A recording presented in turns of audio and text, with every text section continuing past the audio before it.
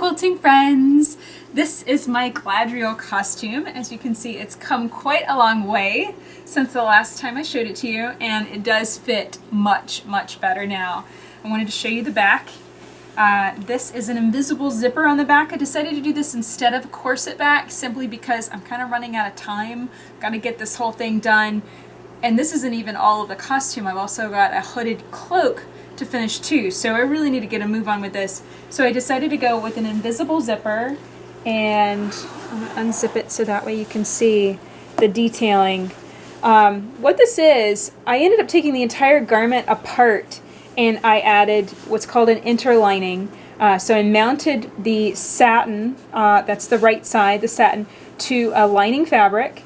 And then when I stitched the seams, I hand stitched them to the interlining, so that way I could open them out and flat. I did the same thing with the zipper, so that's all nicely finished. I am also going to line this too. I've got my lining here, that's 100% cotton. It's already been stitched and ready to go. And the reason that I'm doing this, I really kind of got obsessed with couture sewing as I was playing around with this, and I began watching all of these classes with Allison Smith. Allison Smith is honestly one of the most amazing teachers that I've ever met, and I had the wonderful joy of meeting her in person when I was filming my recent class for Craftsy. And so she's taught multiple Craftsy classes. 2 of them are on couture sewing, and I'll make sure to link them up below this video so you can sign up too, because they are absolutely awesome. It's all about just adding those extra details to a garment. Many times it's a little slower, it's hand finished, adding things in that, you know, especially like how I'm going to put the lining in is going to be a couture method where I'm going to turn this edge under all the way around and kind of baste it down. I'll do the same thing with the lining and then put the 2 of them together and essentially almost an applique stitch to actually sew the 2 together. So, you know, yes, there's a way I could do that much faster on the machine. I could zip around the neckline and, you know, stitch it that way instead. But I feel like this method it takes a little bit more time.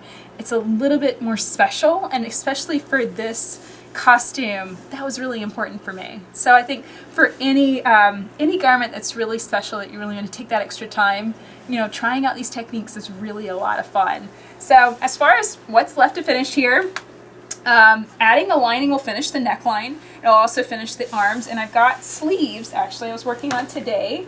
The sleeves are this gauzy, silky stuff, and it's really kind of cool how they're going to work. They're going to connect like about right here, so it's going to be kind of like a bat wing effect.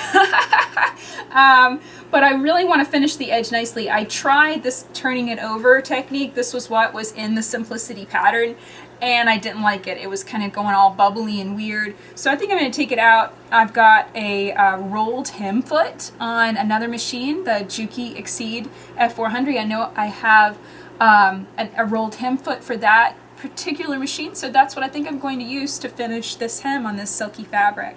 So I cannot wait to finish this garment up. It's been really fun. I've learned so much about sewing, and I feel like I've just gotten that deeper, richer connection with garment making, and I just really, really love that. So I can't wait to finish this one and then get started on my awesome hood. So I hope that you've enjoyed hearing the latest and seeing how it's all coming together. And of course, the next video, I'll make sure to be having it on so that way you can see how it's looking. Until next time, let's go quilt.